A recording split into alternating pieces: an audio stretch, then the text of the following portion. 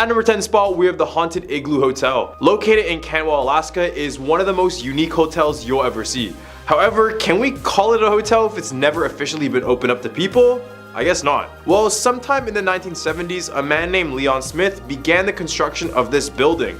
His original plan was to make it a never-before-seen hotel, but over the years, it never managed to open due to various code violations. For example, they had undersized windows, which didn't even meet the requirement of the state.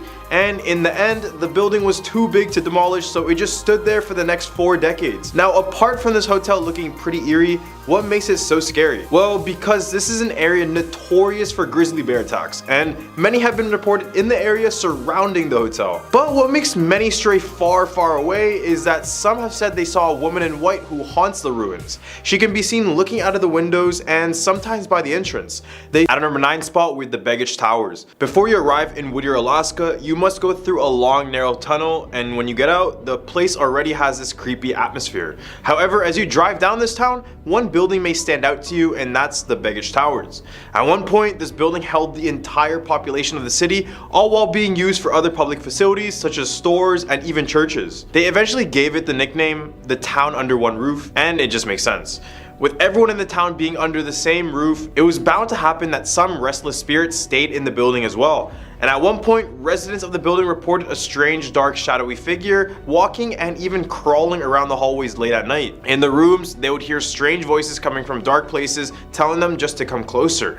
And one notorious spirit that most residents know is the man that could be heard whistling across the building. Now locals claim that it's even worse when snowfall hits because it just forces them to stay trapped inside of this supposed haunted building. At number 8 spot, we have Badaka Road. Many say this road exists while others claim it was completely made up, but what could be true is the terrifying stories attached to this road. Apparently located in Chudjik is a road known to be haunted by a man and his young daughter. This is all because they lost their lives on this road and have never been put to rest. Story goes that a man and his 5-year-old daughter decided to drive down this stretch of road in order to gather firewood for their cabin that was nearby. When they stopped, the father grabbed his axe and proceeded to chop down a tree. When he was on to his next tree, he wanted a small break, so he kept his axe lodged into the tree. However, when he turned his back, his daughter wanted to impress him and she took out the axe, which caused the entire tree to fall on top of her, killing her instantly. The father was so distraught and just sat there with her lifeless body until he passed away from hypothermia. Now, if you happen to find this road and drive down it around 3 AM, you may catch the father holding his bloody daughter asking for a ride. At number 7 spot, we have Chased by a UFO. On November 17th, 1986, Japan Airlines cargo flight 1628 was making a trip from Paris all the way to Narita, which is really close by to Tokyo, Japan. It was a pretty normal flight until they made it over eastern Alaska. This is when the crew began to spot 2 unidentified flying objects close by to their left side.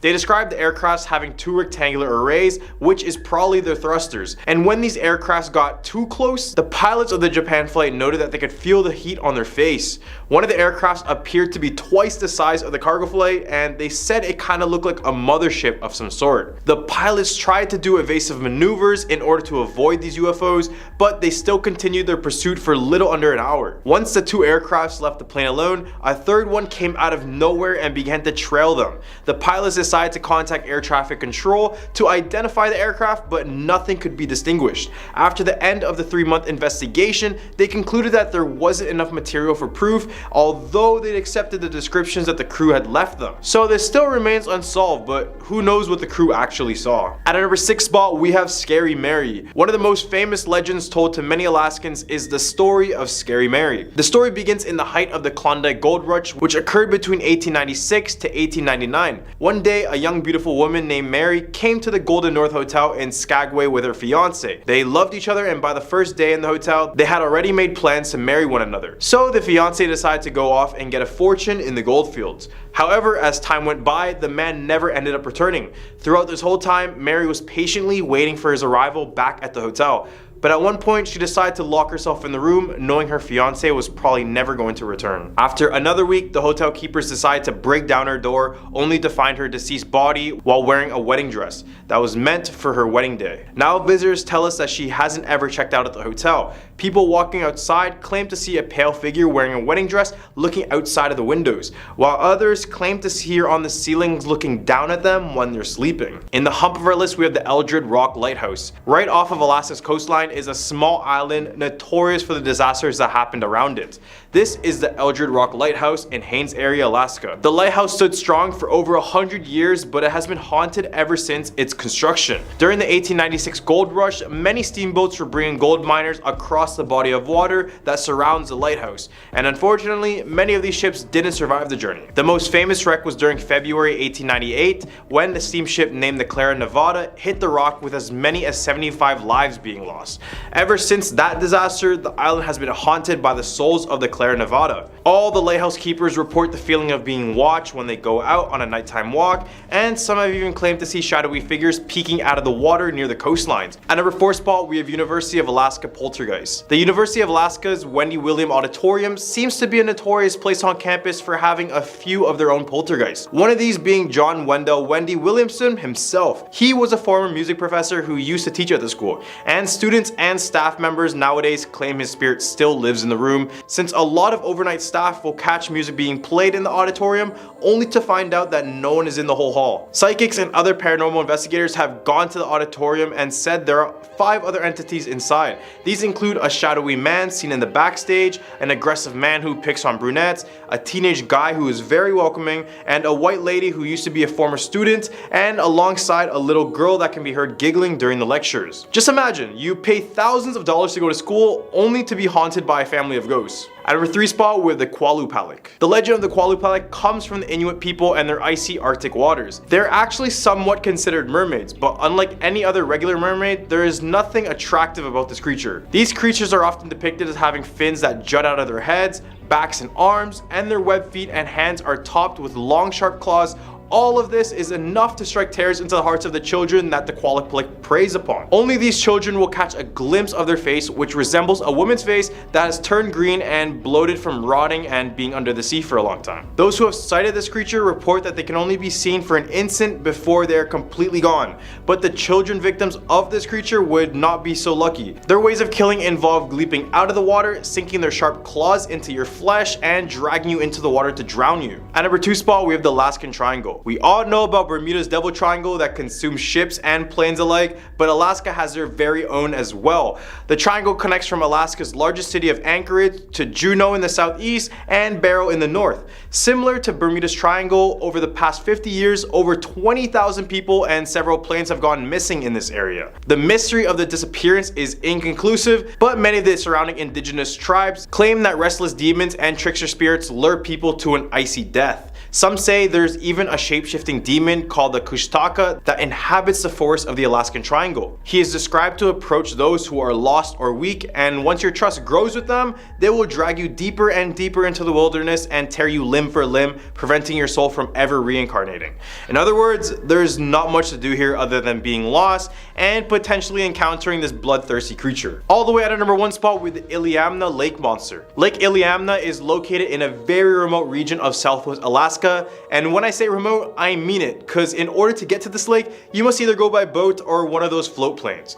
It also happens to be the largest lake in Alaska and the 2nd largest in the entire US, so best believe this large body of water has more than a few creatures lurking its depths. Native stories speak about a large aquatic creature that has been the reason for many deaths around the area. Those who have seen the beast have said it ranges from 10 to 30 feet in length with a square-like head. It's so powerful, it's said that it attacks small boats off of blunt force alone, meaning it'll ram its head onto the boat until it completely destroys it. The natives call the creature a Gonagadet, which is depicted as a fish god, or some consider the monster to be a Jig-ik-nak, which are these fish-like monsters that travel in groups to attack canoes and even kill warriors. Starting off this countdown at number 10, Mahandi Balaji Temple. This is perhaps the only temple in the country where live exorcisms are performed on people to free their body of the spirit controlling their actions. The spooky ambiance of this temple in Rajasthan makes it one creepy place of worship to visit and is not for the faint-hearted. The temple is dedicated to Hanuman, and he is believed to be a protector who can ward off evil spirits. A visit here will surely spook you out from everything that goes on inside it. You will find people who are believed to be possessed chained in a chamber. Some are being beaten up by a pundit to free the evil spirit, or there are even people who can pour boiling water on themselves without feeling a thing. There are certain rules visitors need to follow when they come here. They cannot touch anyone and have to offer black balls into the fire. They also cannot take back any gifts or look back once they leave the premises. Here's also a video of a supposed exorcism taking place at the temple.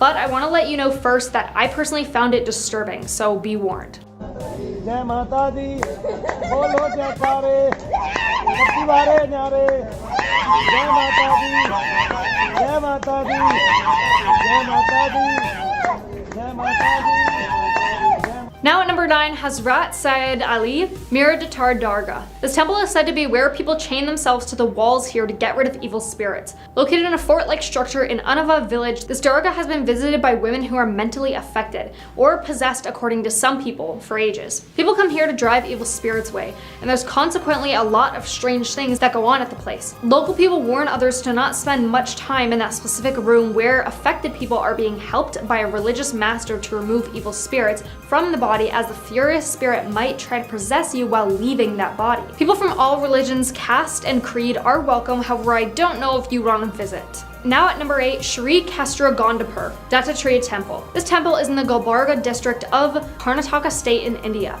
It is around 45 kilometers from the district headquarters of Gulbarga. Karnataka state road transportation buses are there from Gulbarga to Gangapur for every 1 or 1.5 hours. This temple is in Gangapur and is one of the most bizarre, some say. At Dattatreya Temple, people are believed to be possessed, gathering inside on new moon and full moon days. They then hurl abuses at the gods. This is believed to free their body of the evil spirit in them. But not just this, people also climb on the walls and rampants of the temple and scream from there. Now coming in at number 7, Nizamuddin Dargah. It's said that no wonder if Delhi is serving as the capital, because it is not only the politics, glorious history, majestic monuments, and Delhi tourism for which the place is famous. When it comes to devotion and beliefs, you can see there is a place named Nizamuddin Dargah, which has its own significance. It is not only the prominent Muslim shrines, but is also a place where one can rid away the evil spirits. The Dargah is visited by thousands of devotees every week during the year. People from all religious beliefs visit this place to feel the true Sufi tradition. You can hear the shrieks and screams from a deserted room on the premises. It is said that a priest performs an exorcism in this one room.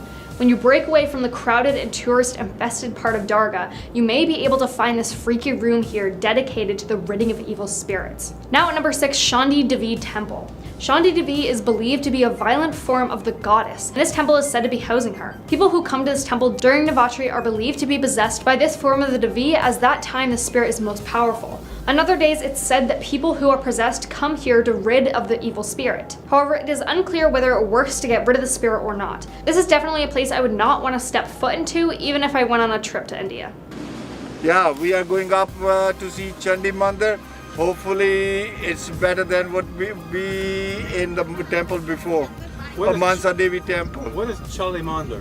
It's I don't know, it's a goddess of sacrifice or something. That's what I understand from the name Chandi Mandir. It's killer of the evil. Halfway at number 5, Sant Sabar Shah Dargah. This one is quite spine-chilling, so I suggest you get ready for it. The theories of this temple is that people say men chain themselves to the walls in order to cure themselves. Of what, you may ask? Well, it's not exactly said, but it suggests that it's to rid themselves of evil spirits possessing their bodies. Now what I want to know is why there are so many temples dedicated to rid spirits from people's bodies. Like, is this a common thing that happens on the daily in India? Let me know. This other destination is for those looking for a cure to demonic possession. This is a place considered by many to be the most far out. It is a scary, unnerving place filled to the brim with people thought to be in control of a deviant spirit. Here you'll see women offering prayers in a trance-like otherworldly state, while young men in chains attached to the wall wait for their own cures. Now at number 4, Harsu Bram Temple. The story of this temple in Bihar is that it was built for a Baharian man who wanted to get worshipped by the people. It's said that his soul still roams here, and people come here to pray to him to get rid of the spirit that is possessing their body. The temple is pretty discreet, and you'll have to ask locals to take you there in order to find it. But that's even if you want to go there, which I personally wouldn't, but that's just me. But if you do go, it's recommended to ask for stories of people getting possessed and cured at this temple. Now at number 3, Kadalgarh Bhagadathi Temple. The earthly abode of goddess Bhadrakali, a gentler reincarnation of goddess Kali, the Kadalgarh Bhagadathi Temple witnesses a bizarre 7-day festival celebrated annually, the Baharani Festival. Men and women wearing red clothes are carrying swords, swarm this Indian temple, running around in a trance-like state. They hit their head with the sword, blood pours freely, and they enter the temple hurling choice abuses and singing lewd songs about the devil. Offerings are not made in the general fashion. Instead, they are thrown at the statue of the goddess, and the temple rafters are hit repeatedly with sticks. The temple is shut down for 7 days after the festival, admittedly to clean the bloodstains. Now at number 2, Kamakya Devi Temple. Preached atop the Nalchal Hill in Guwahati, Assam resides the Ma Kamakya Devi Temple, one of the most famous temples in India. The temple does not have a sculpture to worship, however what it does have is the Yoni, the wife of Lord Shiva, covered with a red silk sari. Every year during moon sun, the goddess menstruates, and the temple is closed down for 3 days. It is also when the Tantric Fertility Festival, or Ambubachi Mela, is celebrated here, till the 4th day when the temple reopens. It is also said that the underground spring that flows through the sanctum of the temple turns red on these 3 days. Devotees are offered a piece of red cloth used to cover the stone yoni during the days of menstruation as a prasad. Now coming in number 1, Devji Maharaj Mandir. You know, there's something spooky about a temple when it hosts a Bhoot Mela every year. Yes, Devji Maharaj is famous, or should I say infamous, for this ghost fair it conducts annually. This fair is on a full moon night, and people who are believed to be possessed come to the temple and get themselves rid of these spirits. You can see Babas hitting people with brooms to get the spirit off them. Some even claim to see spirits around or feel there is something strange in the temple. The spookiest bit is when people try to rid themselves of the spirit by lighting kampor on their palms, which is a powder that originally came from the bark and wood of the kampar tree and is extremely flammable. You know, there is something spooky about a temple when it hosts a Bhoot Mela every year. You can see Babas hitting people with brooms to get the spirit of them. Some even claim to see spirits around or feel there is something strange in the temple. At a number 10 spot, we have the Chong-ek Genocidal Center. As the name suggests, this was a pure massacre and a horrible tragedy in Cambodia's long, rich history. In the area around this genocidal center, approximately 17,000 people lost their lives and were buried, many whom were bound and blindfolded. For obvious reasons, these were known as the execution fields of Chong-ek. This is all but a reminder of some of the atrocities committed by the Khmer Rouge regime, who were known for their forced labor camps and malnourished citizens. Now back to the Chong-ek Genocidal Center. This is where the regime would take their prisoners to be executed and now serves as a memorial for this mass grave. This center even features a Buddhist stupa filled with different human skulls retrieved from the field, ranging from the elderly to some babies. Now many feel uncomfortable walking these grounds and sense the presence of those who are suffering there. Many others claim to see the apparition of Pol Pot, who is the leader of this devastating regime. But regardless, knowledge is power, and hopefully this educates us to never go down this route again. Number 9, Haunted House on National Road. According to some, this is the most haunted place in Cambodia. There are many stories that describe it as a very mysterious island where a lot of people have either passed away or disappeared without a trace. Now on National Road number 5, from Kampong Chang Province to Persat Province in Cambodia, just 5 minutes driving from Steung Bribo Bridge, on the right hand side, there's a house that most people stop by to pay their respect to a famous ghost house. There's a very large monument built because a family that didn't particularly want to live created a curse. The curse took residents in a pit they threw themselves in to take their lives. Eventually people who drove near it started to pass away. It was also said that the residents who lived nearby started to pass away around World War II. At the time it was a wooden house, but now it's concrete. At number 8 spot, we have Boker Hill Station. Boker Hill Station once served as a French settlement town and a hideout for the Khmer Rouge regime. Remember that terrible communist party I mentioned earlier? Through its time, many lives were claimed due to the hard labor needed to build all this infrastructure. This town even saw a war with the invasion of Vietnam. This regime used this place as one of their last strongholds, so many lives were lost defending it. Now it lies completely abandoned with only the rundown buildings to show for it. Fortunately, the place opened up for tourism, but many people report feeling sadness walking along these blood-stained grounds. Many people visit the old hotel in the town and they claim to see the apparitions in the corner of the rooms, standing there just watching them. Didn't think it was scary yet? Imagine this place at night.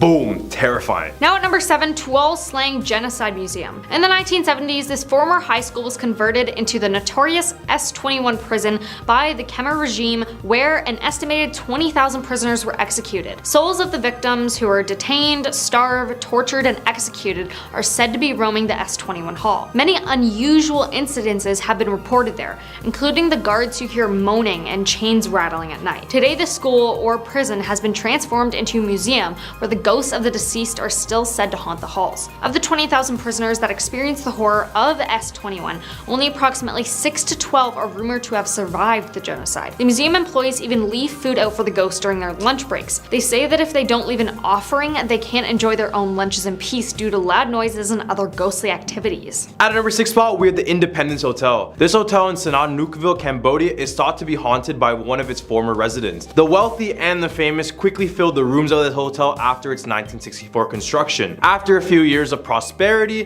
the hotel closed its doors in the mid-1970s to become a base for the Khmer Rouge soldiers. We can't escape this regime, can we? Rumors claim that the hotel conducted mass killings while using the swimming pool to house prisoners. It was abandoned and allowed to deteriorate before being restored in 1982 and serving as a hangout for UNTAC troops in the early 1990s. It was then shut down in 1999 and had a significant renovation and reopened to visitors in 2007. Despite the reopening, the new paint couldn't mask the atrocities done within the hotel. Guests would report cold spots in the room, and others would report an infamous spirit of a young girl who took her own life in one of the rooms, or even the aggressive spirits of the 4 robbers who were reportedly shot down in the mid-90s at the hotel. Think you can do a day at this hotel? Cause I can't. Halfway, number 5, Banana Ghost Tree. The story goes that a husband was sent abroad for business, and while away, the wife got sick and passed away. Her spirit became vengeful and started haunting the people of their village. When the husband returned, not knowing about his wife's passing, he quickly realized that the woman he found was not his wife, but her ghost when she unnaturally made her arm longer. He ran away from their house seeking help, but even after a proper burial, his deceased wife followed him to a Buddhist monk's house where he sought safety. As he was reciting prayers with closed eyes, his wife's ghost climbed one of the many banana trees near the monk's house, entered through a window, and immediately took the life of the man. A belief which many people still follow stems from this legend forbidding people from planting banana trees next to their houses, as her ghost spirit could enter through the house by climbing in on a banana leaf. If there was already a banana tree growing close by, all of the banana tree's leaves touching or near the house would usually be cut off for safety. At a number 4 spot, we have Kakor. Kakor is an island approximately 20 kilometers outside of the capital city of Cambodia. This place is a complete tropical paradise, but as they say, beauty is often deceiving. Turns out this island is nicknamed Murder Island, and it got this name because, you guessed it,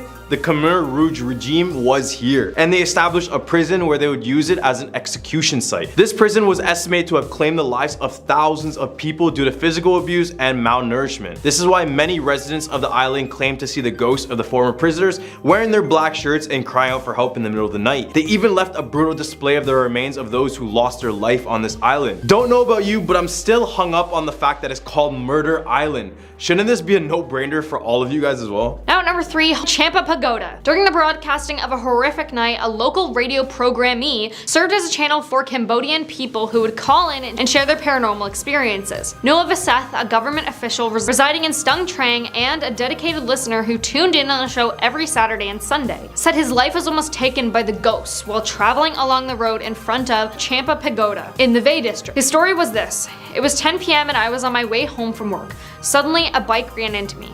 I avoided it and fell over, and then the bike just disappeared into thin air. This is not the first story of its kind to have been reported. Many claim that they have experienced similar incidences while traveling in the area, which is well known for being a place where hundreds of people passed from traffic accidents. At number 2 spot, we have the Kampong Cham Ghost House. In 2005, the movie The Haunted House was filmed in this house. Before the shooting, all the actors prayed and made a super ceremony to pay respect to the spirit inside the house.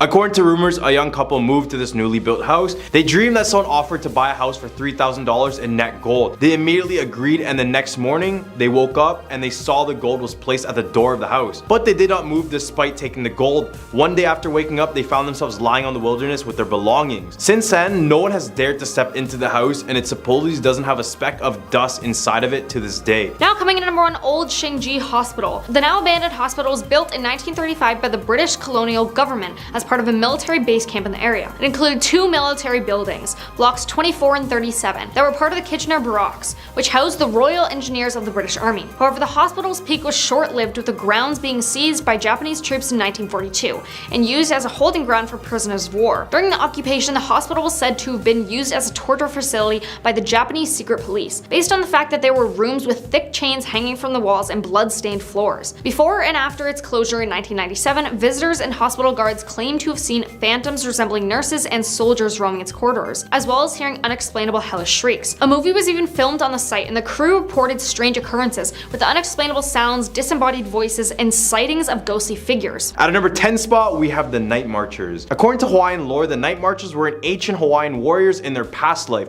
but their spirits march the island carrying torches now. But don't worry about hiding from them, because you'll definitely hear them well before you see them, as they play a distinctly loud drum while they march. They're believed to be stuck on the island for many different reasons. Some of the claims are they are looking to reclaim rightful territory or avenge a battle they had previously lost. These spirits are not entirely evil, but they do demand respect. For example, if you are unfortunate enough to cross paths with them, try your best not to interrupt. And I'll stress you not to look into their eyes, as you will meet your doom from even one glance from these warriors. Since they are ghosts, nothing can stop them from their path, not even buildings. So when you see them, do exactly this.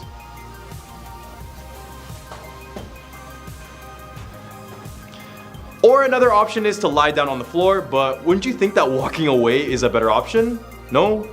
Anyone? At a number 9 spot, we have Morgan's Corner. This one takes place in the island of Oahu and is one of the most grisly murders on this list. Morgan's Corner got its name from a doctor who happened to live at this particular bend of the road. Then in 1948, it claimed that a couple of prisoners escaped the local prison and broke into a house looking for any sort of supplies. They broke into the home of 68-year-old Therese Wilder, who was below the home of Dr. James Morgan. They gagged her and later took her life by means of suffocation.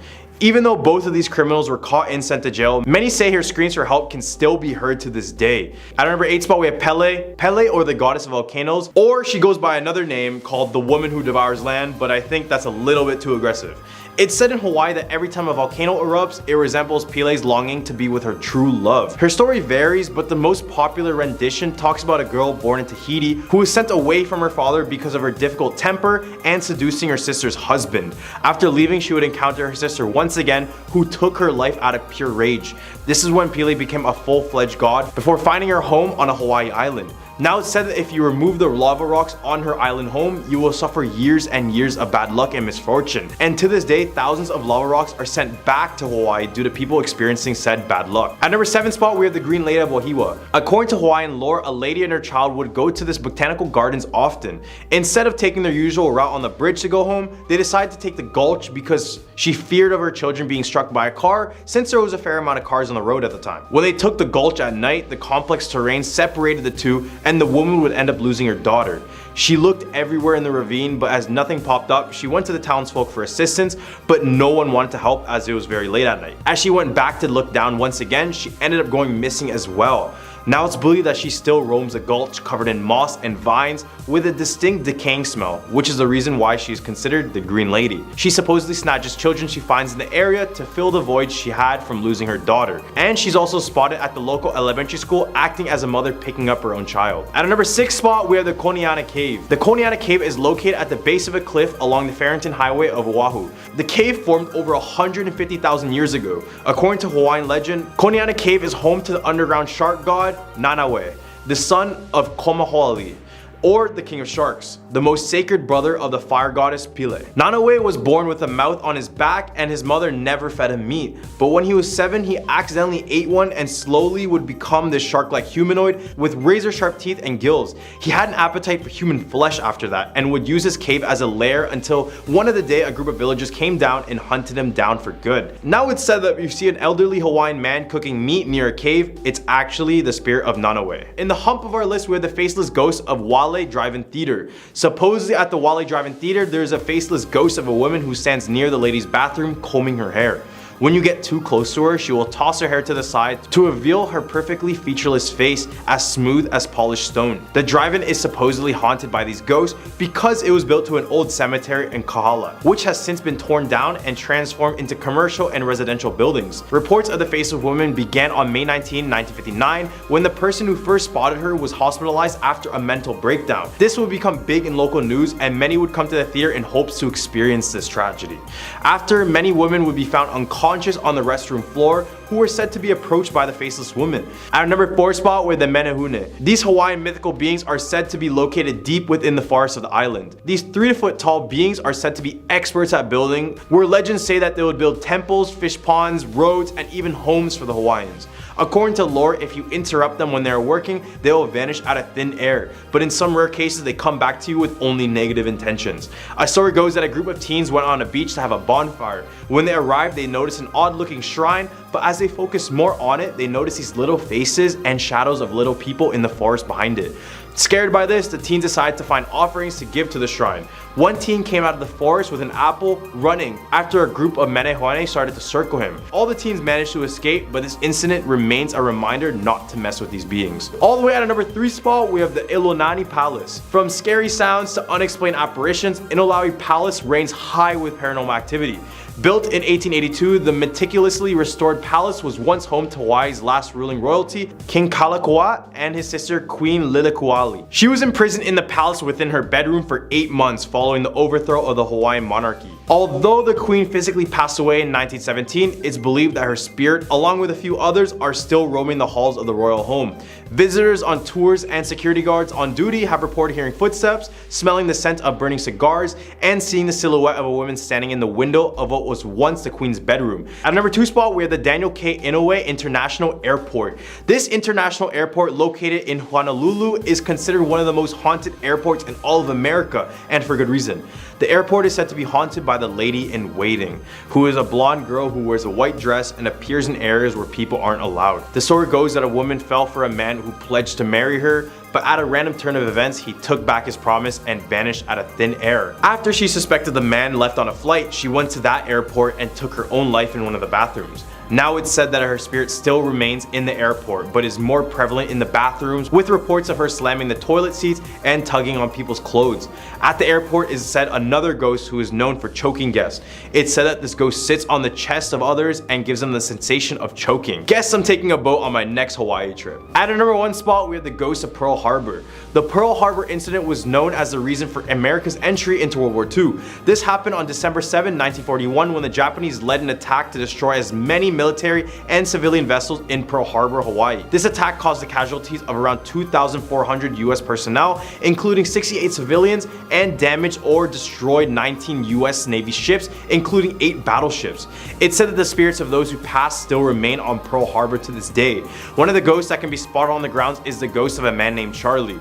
When heavy doors begin to swing back and forth, or lights being flickered on and off, everyone who works there just says, quote, "That's just Charlie," as if it was some casual thing or something. Don't know about you, but I would expect everyone who passed away from this attack to become malevolent ghosts in the future, but I guess this one just got tired of it all. As people approach the shrine built to commemorate the event, many claim to feel the instant feeling of sadness and a pain feeling. At a number 10 spot, we have the Devil's Chair. I mean, just by listening to the name, you already know there is zero goodness in this chair. So numerous physics and clairvoyants meet up year-round in Kadalgarh, Florida, which is known as the state's spiritual hub to showcase their talents. Specifically, they meet up in Lake Helen Cemetery. As expected, this spiritual retreat is a hive of spiritual activity, but one place in particular is said to give you the shivers.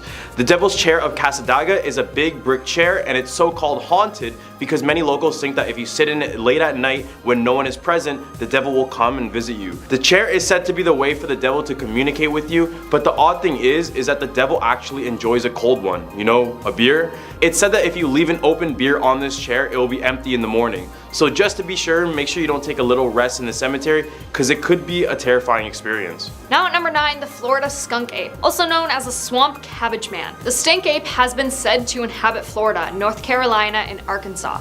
The stories date back to the 60s and 70s, during the time of the Bigfoot mania, when the ape-like creature running on 2 legs was spotted in South Florida.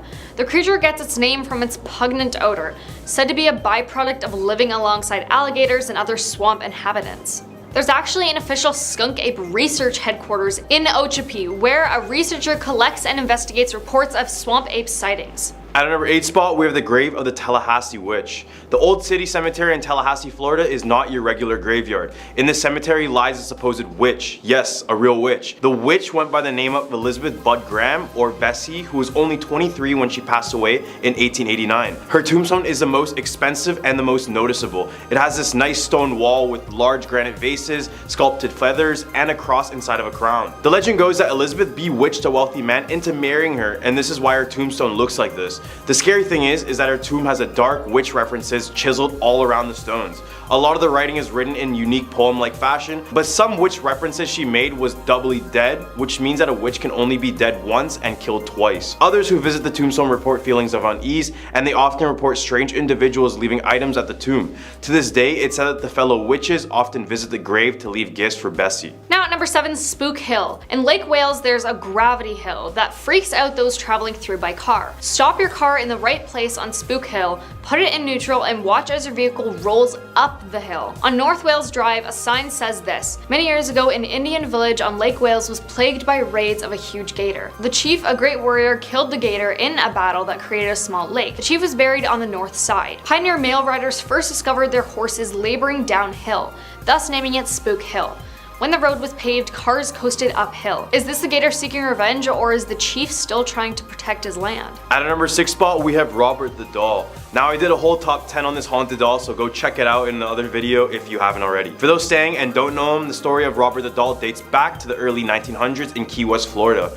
A young boy named Eugene was given this doll and he named him Robert. Everything was good until the doll started to act super strange one night. On this night, Eugene woke up and looked at his bedside, and scary enough, the doll was facing and staring right into his eyes. Eugene's mother heard the boy scream, but as she was running to the room, she heard furniture banging all across the room. When she finally got into the room, it was completely wrangled up with Robert the Doll sitting on the edge of the bed. They then decided to lock Robert into the attic, but at night they would hear Robert's footsteps above them. Then when Eugene passed away, Robert the Doll claimed the life of a 10-year-old girl, and the girl's parents reported that the daughter would complain about hearing the doll at night and seeing it walk. Halfway at number 5, Death Bridge. The Sunshine Skyway Bridge was a modern beauty when it opened in 1954. The bridge spans the mouth of Tampa Bay, connecting St. Petersburg on the north side with Bradenton on the south. But due to its height, it's also been an infamous spot for jumpers taking their own lives over the years. More than 200 people over the decade, according to some reports. Drivers on the bridge have also reported seeing a beautiful blonde hitchhiker on the bridge. When they pick her up, she begins to cry as the car approaches the top of the span. When the driver turns around to ask what's wrong, the woman has vanished. In 1980, the bridge was struck by a cargo ship, collapsing the central span and taking the lives of 36 people. At a number 4 spot, we have the Pensacola Lighthouse. Legend says that a couple known for having constant fights owned the property. After a decade of living there, the lady randomly decided to take her husband's life, but she wasn't done yet. She proceeded to chop his body up in over 1,000 pieces and bury the pieces all around the lighthouse. The lighthouse's property also served as a place to treat Civil War soldiers, and many have passed away at the property as well. Visitors of the lighthouse claim to hear footsteps when no one else is there, and hearing their names being called throughout the whole building. Now, the site is being controlled by the United States Coast Guard, and they even allowed ghost hunters to investigate the area in an episode. Season 5, episode 5, if you guys are wondering. Now at number 3, Sunland Hospital. Have you ever heard of Sunland Hospital in Orlando? It served as a tuberculosis hospital and later evolved into a training center for children with special needs.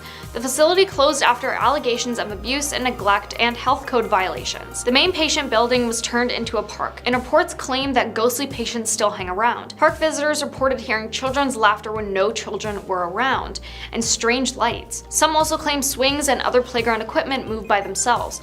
Apparently, after being torn down in 1999, all of that remains of the Sunland facility is the old administration building. There was a Sunland Hospital in Tallahassee too, but the location closed in the 80s after reports of experiments and an apparent lawsuit filed claiming abuse occurred at the hospital. The state of Florida then closed all Sunland facilities in 1983. 2 spot, we have the Bloody Bucket Bridge. Yeah, sounds really nice. During the time of the Civil War, an African-American couple moved and settled in Wauchula, Florida. The woman worked as a midwife and she was pretty content with her situation. As time passed by, the wife started to act unstable, and it was all due to the memory of her own child being stripped from her life during the Civil War. Haunted by the event, she took it on her own to suffocate babies as they were being born, and what's worse is that she told the parents it was a stillbirth. Then it said that she would take the remains of the baby to her husband, who would help grind them up and place them in a bucket.